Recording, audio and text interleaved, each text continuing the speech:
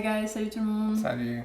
I'm Maïa and I'm French. I'm Charlie, I'm American. And we're Street French. Today we're going to talk about the French R. So this is something that we've been asked about a lot on Instagram. And we made a video about it before, like a few years ago, but we wanted to update that video and go a little bit more in depth.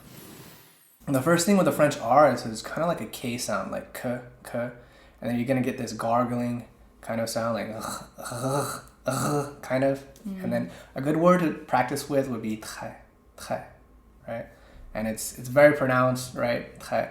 And something that I tell my French students a lot is to practice, like, I don't know, 50 times a day. Très, très, très, you know, maybe when no one's around, so you don't look like a crazy person. Yeah, I think it's really cool. I remember you would explain gradually how you go from a K to a R, because it's kind of located in this similar area, right? So we go from like a K sound, like k, k, like, you know, you get that like gargling kind of sound, right? Like, yeah. Yeah. Yeah, it's over there. Yeah, definitely. And a good word to practice that would be très, très. Très, très, très. Yeah, it's very short and you can practice a lot with it. Yeah. And so it's the R is the second, you know, letter in that word, right? That's why it's a bit more pronounced, I think. Très. Très, très, yeah. Yeah, and there are other words like pratique, pratique. Again, it's like more pronounced, right? Pratique, pratique. So a thing that a lot of French students don't know is that it doesn't always have to be so pronounced. It can be a lot more subtle. Like in a word like Paris, right? Paris.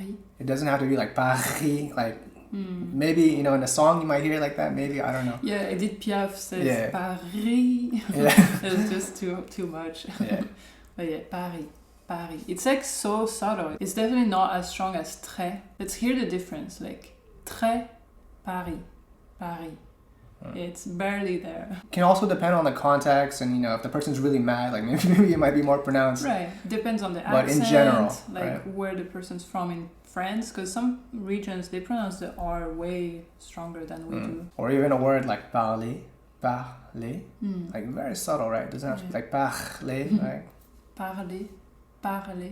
Or even regarder, regarder. It's maybe, you know, it's still there, but not as pronounced as we might think, right? Now, like regarder, it's like regarder. Regarder, regarder. Here are some words with two R's. So you have retourner, retourner. So the first R tend to be maybe a bit stronger than the second one when the word starts with an R, right? But again, it depends of your mood or your accent. Like people's like French accents, of course. So personally, I would say retourner, retourner. You have ralentir, ralentir, or rassurer, rassurer. And then you also have the R at the end in a word like être, être, and it can be a lot more subtle than that too as well. Like sometimes they slur it and it's almost not even there. Sometimes it just becomes et. Yeah, or like peut-être. Peut-être. Yeah, I would say like peut-être, peut-être. Yeah, it kind of depends on how fast you're speaking and, you know, your mood as well. Like peut-être. Peut-être. Or a word like chambre, chambre, right? Can be a lot more subtle. Chambre. Yeah, chambre. Actually, yeah, sometimes like when the R is with another consonant, it becomes stronger, but not in the word chambre. Chambre is like... When it's like at the end. Oh, I guess when it's at the end of the word, yeah.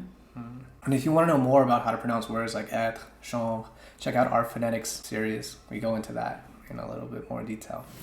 But again, this is why it's so important to listen to French a lot, to listen to how native speakers really speak, to watch vlogs, and hear how they pronounce the R. You know, it's sometimes it's more pronounced, sometimes it's more subtle, and it's really about having that control to, you know, choose when you want it more pronounced or more subtle.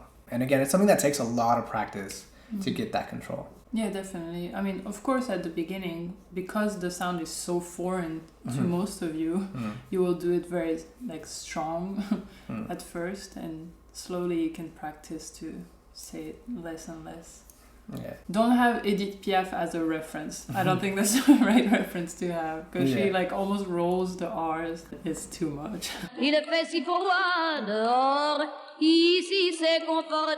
Music and poetry, you know, they break the rules of pronunciation. Okay, that's it for this video. If you have any other questions, feel free to ask them in the comments below. You can check out our e-courses. We have a free one on our website, StreetFrench.org, and we have a pronunciation e-course. We're also really present on Instagram. We post every day. We do a Q&A every Friday, French Fridays.